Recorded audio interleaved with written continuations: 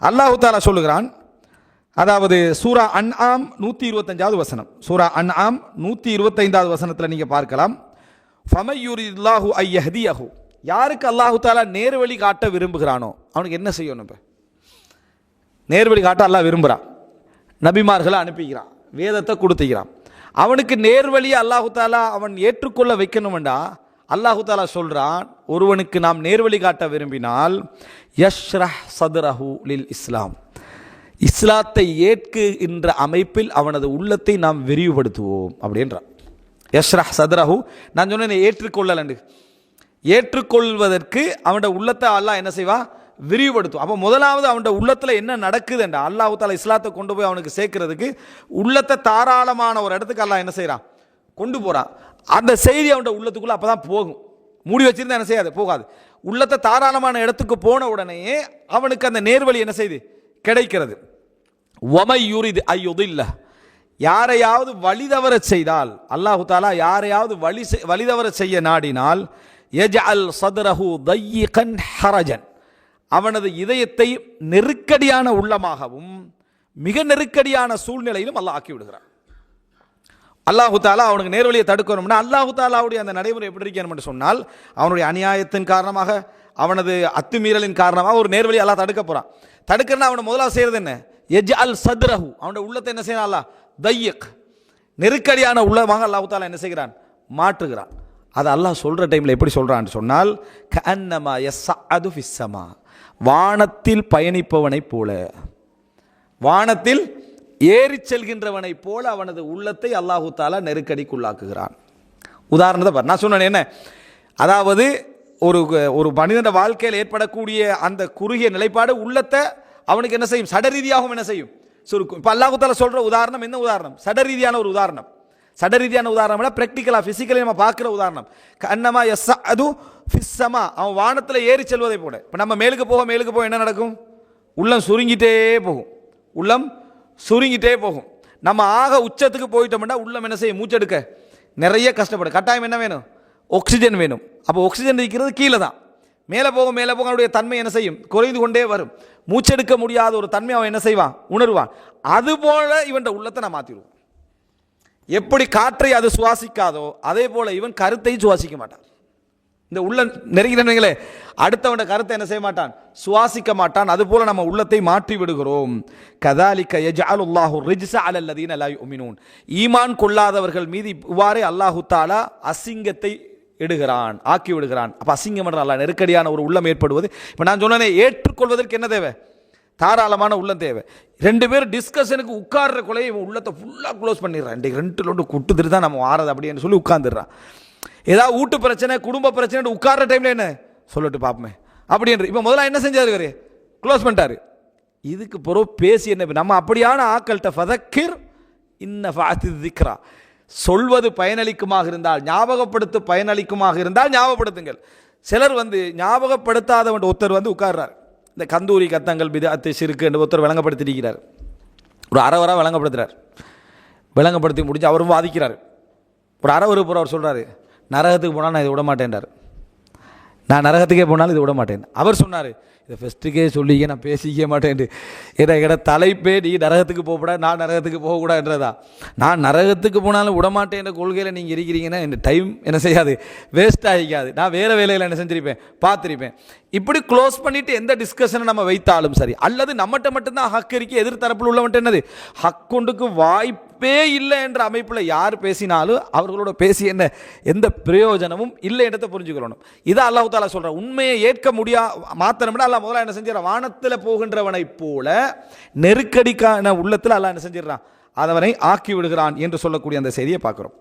அடுத்தது பாருங்க, இதே மாதிரி இந்த உண்மையை ஏற்றுக்கொள்ளுதலுக்கு உள்ளம் விரிவடையணும் என்பதுக்கு அல்லாஹ் சொல்லக்கூடிய உதாரணத்தில் உண்டு. சூரா நஹல் 106வது வசனம், மன் கஃபர பில்லாஹி மின் பஅதி ஈமானிஹி, ஈமான் கொண்ட பின்னால் யார் அல்லாஹ்வை நிராகரிக்கிறாரோ, ஈமான் கொண்ட பின்னால் யார் அல்லாஹ்வை நிராகரிக்கிறாரோ, இல்லா மன் உக்ரிஹ வ கல்புஹு முத்மஇன்னும் பில் ஈமான், நிர்பந்த நிலையிலே தவிர, உள்ளம் ஈமானை முழுமையாக ஏற்ற நிலையில் நிர்பந்திக்கப்பட்டவரை தவிர, யார் குஃபருடைய வார்த்தையை சொல்லுகிறாரோ, அப்ப யாருக்கு அல்லாஹ் அனுமதி கொடுக்குறான்?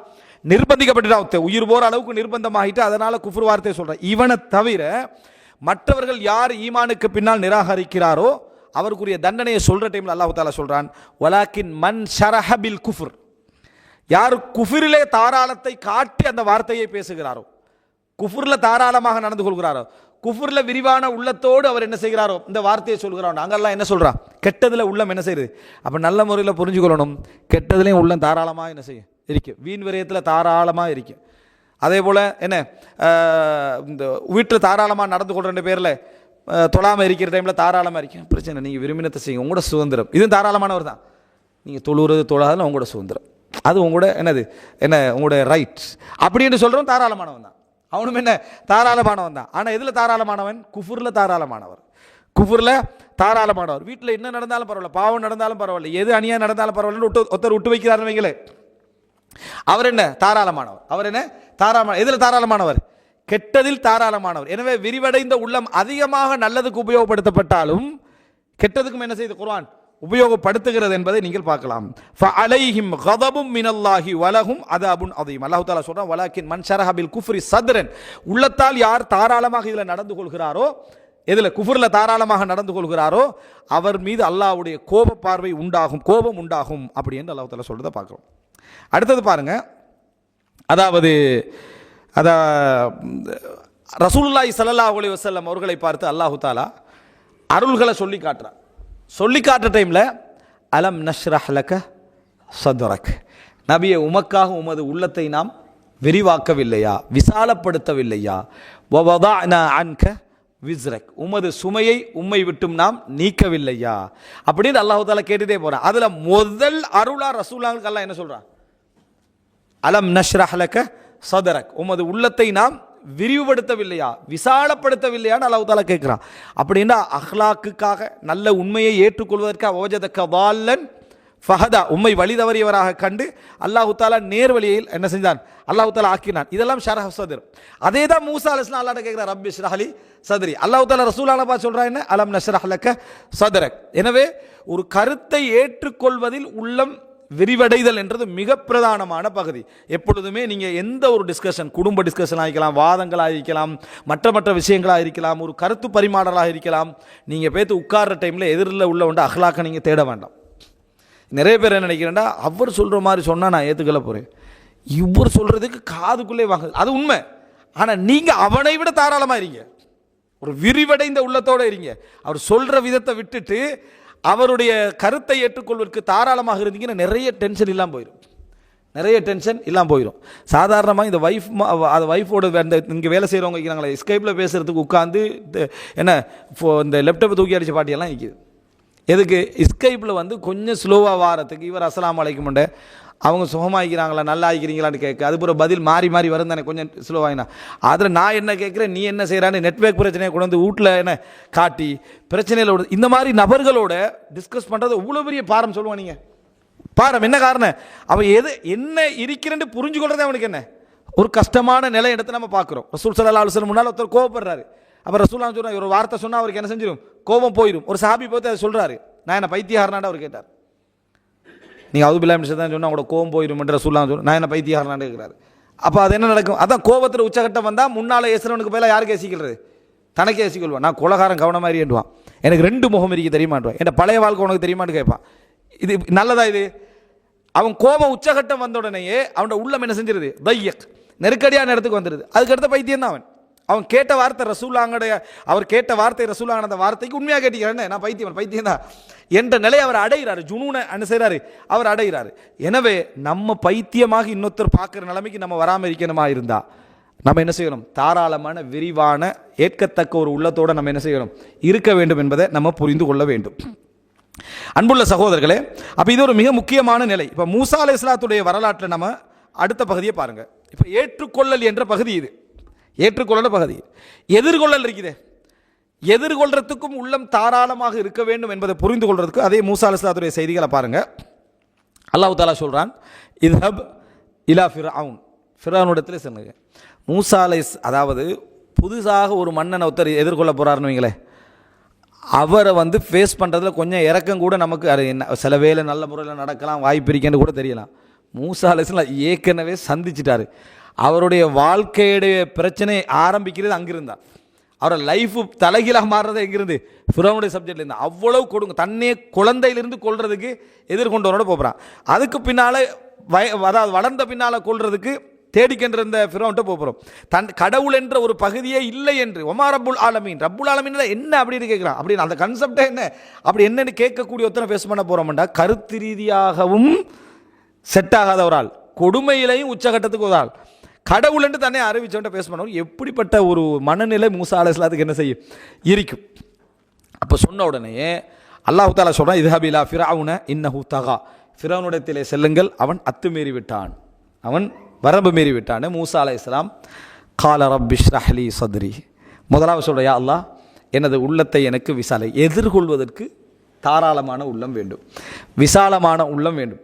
விசாலமான உள்ளம் இருந்தால் மட்டும்தான் நமக்கு வரக்கூடிய சோதனைகளை எதிர்கொள்வோம், நமக்கு வரக்கூடிய விமர்சனங்களை எதிர்கொள்வோம், நமக்கு வரக்கூடிய கஷ்டங்களை எதிர்கொள்வோம், நமக்கு வரக்கூடிய துன்பங்களை எதிர்கொள்வோம், சமூக ரீதியாக அரசாங்க ரீதியாக எதிர்கொள்வோம். அப்போ நம்ம நாடுகளில் இருக்கிறோன்னு வைங்களேன், நமக்கான ஒரு உரிமையான ஒரு விஷயத்தை நம்ம செய்ய போகிறோம். செய்ய போகிற டைமில் நம்ம அத்துமீறல, வரம்பு மீறல, தீவிரவாத சிந்தனைக்கு போகல, ஆனால் ஒரு குறிப்பிட்ட எல்லைக்குள்ள நம்ம செய்ய போகிறோம். சிறையில் அடைச்சிருவான், அப்படி அப்போ அதை விட்டுருவோம் அப்படின்னு. இந்த பாட்டியை வச்சு எப்படி என்ன செய்கிறது விலகிட்டா எதுவுமே செய்யலாது. நீ அத்துமீறல, தீவிரவாதம் செய்யலை, வரம்பு மீறலை, ஆனால் ஒரு உரிமையான ஒரு விஷயத்தை நீ செய்ய போகிற டைமில் சிறையில் அடைச்சிருவானதுக்கு பயப்படுறவன் ரப்பி ஷ்ரஹ் லி துவா கேட்டு பிரயோசனம் இல்லை. என்ன பிரயோசனம் இல்லைண்டா, எதிர்கொள்ளல் என்ற ஒரு பகுதியில் ஒன்று தான் நல்ல மக்கள் சந்தித்தது என்ன, சிறைச்சாலை என்றது. யூசுப் அலைஹிஸ்ஸலாத்தில் இருந்து பல அறிஞர்களில் இருந்து அவங்க எல்லாம் என்ன அரசாங்கத்துக்கு எதிராக கிளர் செஞ்சு அநியாயம் செஞ்சு அதுக்குள்ளே போனாங்க. அதாவது அவரவர்களுடைய கருத்து சுதந்திரத்தால் அவர்கள் என்ன செஞ்சாங்க, உள்ளே போனாங்க. எதிர்கொள்வதற்கான மனநிலை எப்போ வரும்டா, கால ரப்பி ஷ்ரஹ் லி சத்ரி, யா அல்லாஹ் எனது உள்ளத்தை என்னது விரிவுபடுத்தி. யார் எதிர்கொள்ள போகிறது? எகிப்து அரசாங்கத்தை, எகிப்துடைய மன்னரை எதிர்கொள்ள போகிறோம். எதிர்கொள்ள போகிற டைமில் அங்கே போய் கருத்தை வைக்க போகிறோம். அந்த கருத்தை வைக்க போகிற டைமில் அவன் என்ன செய்யலாம், அத்துமீறலாம், கொடூரமாக நடக்கலாம். அந்த மாதிரி நேரத்தில் ஒரு மனிதனுக்கு முதலாவது தேவை என்ன தெரியுமா? கால ரப்பி ஷ்ரஹ் லி சத்ரி, என்ற உள்ளத்தை விரிவுபடுத்துவாயாக, வயஸ்ஸிர் லி அம்ரி, எனது காரியத்தை இலகுபடுத்துவ. காரியம் எது? நுபுவத், அவர் மீது கடமை, அதை இலகுபடுத்துவாயாக. வஹ்லுல் உக்ததம் மின் லிசானி, என்ற நாக்கிலே உள்ள முடிச்சை அவிழ்ப்பாயாக, எனது நாவிலே உள்ள முடிச்சை அவிழ்த்து விடுவாயாக அப்படின்றார். ஷரஹு சத்ர், உள்ளம் விரிவடைதல். அவர் என்ன சொல்றாரு? என நாக்கிலே உள்ள ஒரு முடிச்சை என்ன செய், அவிழ்த்து விடுவாயாக.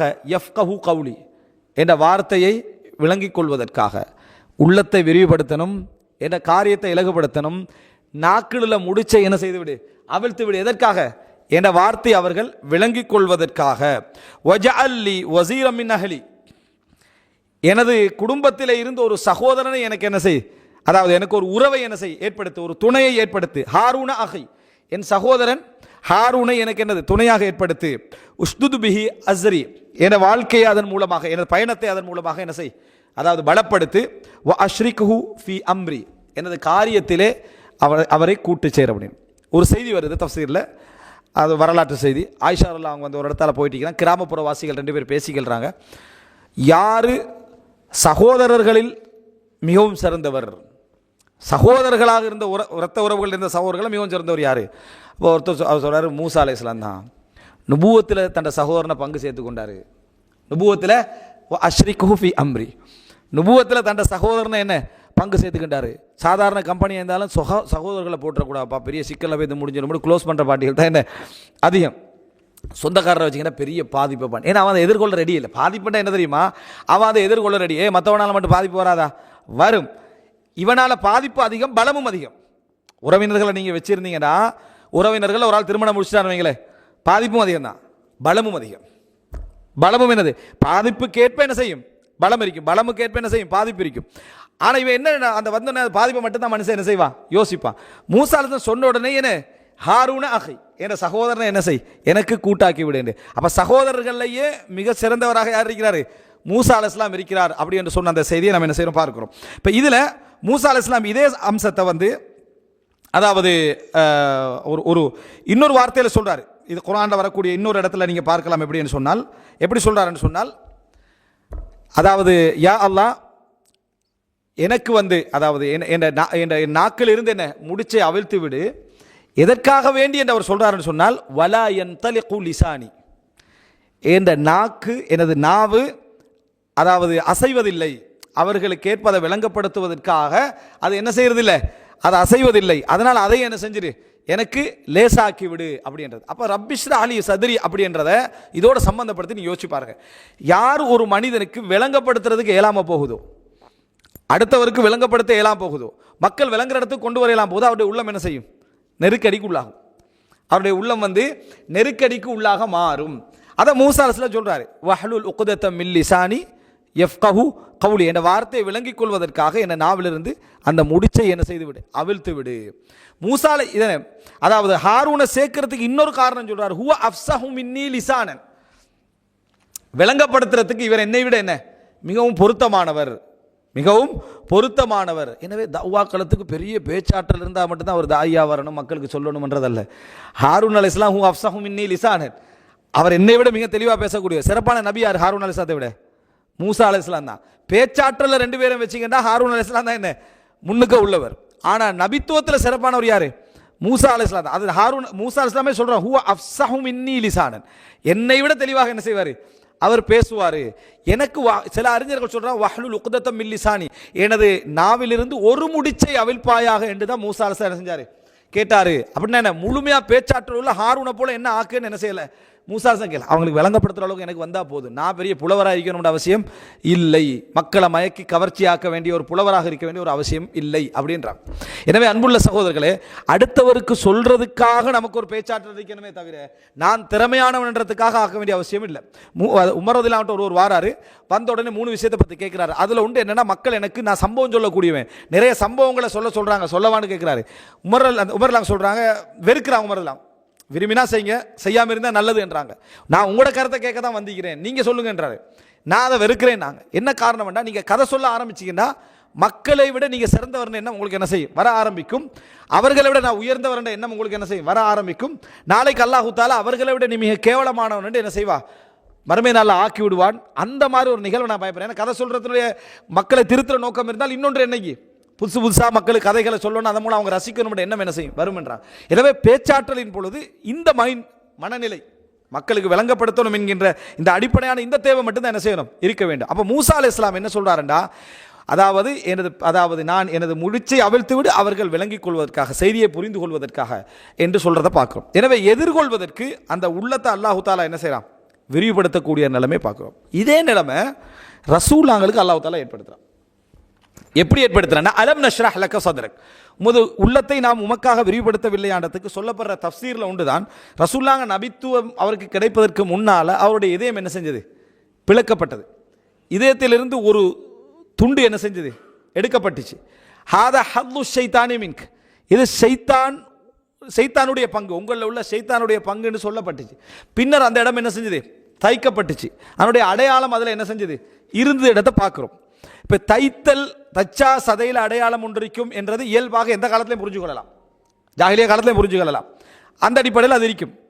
அடுத்தது இதில் உள்ளத்திலிருந்து ஒரு பகுதி எடுக்கப்பட்டனா, இன்றைக்கு ஹார்ட்டை செல்லை பிரித்து உள்ளத்தில் என்ன இருக்கு, அந்த ஹார்ட்டில் என்ன இருக்குன்றலாம் என்ன செஞ்சுட்டாங்க பார்த்துட்டாங்க. ஆனால் விஞ்ஞானம் இன்றைக்கு வரைக்கும் சொல்லவே இல்லை, கண்டுபிடிக்காத ஒரு அம்சம் என்ன, மனிதனுடைய கேரக்டர் அஹ்லாக் எப்படி என்ன செய்கிறது, எங்கிருந்து எந்த செல்லிலிருந்து வருதுன்றது இன்னும் சொல்லலை.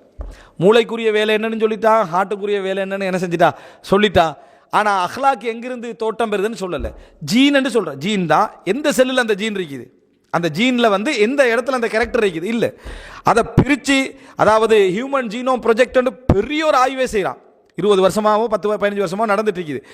அப்படி இருந்தும் கூட அதில் அங்கே அஹ்லாக் என்ன, எங்கிருந்து மனிதனுக்கு அஹ்லாக் என்ன செய்கிறது ஏற்படுகிறது தெரியாது. அல்லாஹு ஆலம். நமது புரிதல், நான் என்ன நினைக்கிறேன் அப்படி புரிதல் என்றால், மனிதன் பெருக்கி பார்க்கக்கூடிய இடத்துல மைக்ரோஸ்கோப் என்ற ஒரு பகுதியில் எல்லை அடைஞ்சிட்டான்னு நம்ம சொல்ல முடியாது. இன்னும் அப்பப்போ புதுசாக என்ன செய்யறான் கண்டுபிடிச்சி தான் இருக்கிறான். அதாவது வானவியலாக இருந்தாலும் தூர இலக்கில் பார்க்கறதுக்கான கருவிகளை இன்னும் கண்டுபிடிச்சிக்கிறது தான் இருக்கிறான். காட்டப்பட்ட அந்த பகுதி, இப்போ மனிதன் அட்டை பூச்சி வடிவில் கற்ப பையில் இருக்கிறன்னு சொல்கிறோம், அது பார்க்கலாது, கண்ணுக்கு பார்க்கலாது, மைக்ரோஸ்கோப்பால் தான் அதை என்ன செய்யலாம் பார்க்கலாம். இதே போன்ற ஒரு பகுதி ரசூலுல்லாஹ்வோட உள்ளத்திலிருந்து என்ன செஞ்சிருக்கலாம் நீக்கப்பட்டிருக்கலாம். அது இன்று வரைக்கும் என்ன ஒரு கண்டுபிடிக்கப்படாத ஒரு இடத்துல விஞ்ஞானம் என்ன செய்யலாம் இருக்கலாம். நீக்கப்பட்ட அந்த பகுதி என்றது, அதை ஒரு சின்ன ஒரு பகுதி நீக்கப்பட்டதா ஷைத்தானுடைய பங்கு அப்படின்னா அது கேரக்டர் தானே. சைத்தானுடைய பங்கனா என்ன, அதை கேரக்டர், அந்த பகுதி ரசூலுல்லாஹ்வுக்கு பாதிப்படையாத முறையில் என்ன செஞ்சுக்குது, அது நீக்கப்பட்டிருக்கு. இன்று வரைக்கும் அதை கண்டுபிடிக்கிற அளவுக்கான உபகரணங்கள் இல்லாத ஒரு நிலையில் நம்ம என்ன செய்யலாம், இருக்கலாம் இடத்தை புரிஞ்சுக்கணும். எனவே இப்படிப்பட்ட ஒரு நிலையை ரசூல் ஸல்லல்லாஹு அலைஹி வஸல்லம் மற்றவர்களோடு எதிர்கொள்ள வேண்டும் என்பதற்காக இது நடக்குது. அதே போல ரசூல் ஸல்லல்லாஹு அலைஹி வஸல்லம் மேராஜுக்கு போவதற்கு முன்னாலும் இதே மாதிரியான ஒரு ஒரு இது என்னது சத்திர சிகிச்சை என்று சொல்லுவோமே, அந்த மாதிரி ஹார்ட்டை பிளந்து ஒரு ஏற்பாடு செய்யப்படுது. காரணம் என்ன, ரசூல் எங்கே பயணிக்க போகிறாங்க, மேலுக்கு பயணிக்க போகிறாங்க. அதுக்கேற்ற மாதிரி அந்த உள்ளம் என்ன செஞ்சது, தயார்படுத்தப்பட்ட ஒரு நிலையை நம்ம என்ன செய்கிறோம், பார்க்கிறோம். எனவே இதெல்லாம் உள்ளம் எதிர்கொள்வதற்கு தயார்படுத்தல் என்கின்ற பகுதியில் இது வருகிறது. இந்த ரப்பி ஷ்ரஹ் லி சத்ரி என்ற துஆவை பொறுத்த வரைக்கும் மூணையும் சொல்லும், எதிர்கொள்வதையும் சொல்லும், ஏற்றுக்கொள்வதையும் சொல்லும், பண்பாட்டுடைய விஷயங்களை அதாவது பக்குவப்படுத்துறதையும் சொல்லும். ஆனால் எதுக்கு வந்திருக்குது அது என்று சொன்னால் எதிர்கொள்வதற்கு தான். அந்த துஆ எதுக்காக சொல்லப்பட்டுச்சுன்னா எதிர்கொள்ளக்கூடிய இடம். ரப்பி ஷ்ரஹ் லி சத்ரி, யா அல்லாஹ் இந்த வாழ்க்கையுடைய பிரச்சனைகளாக்கலாம் எதா இருக்கலாம், நம்ம எதிர்கொள்ளக்கூடிய அந்த உள்ளத்தை எனக்கு என்ன செய், விசாலப்படுத்து என்று அவர் பிரார்த்தித்த அந்த செய்தியை நம்ம என்ன செய்கிறோம், பார்க்கிறோம். அன்புள்ள சகோதரர்களே, ரசூலுல்லாஹி ஸல்லல்லாஹு அலைஹி வஸல்லம் அவர்கள் அதாவது அடிக்கடி கேட்ட துஆக்கள்ல உண்டுதான் ஹைபரின் பொழுது அல்லாஹும்ம இன்னி அஊது பிக்க மினல் ஹம்மி வல் ஹஸன் என்றது.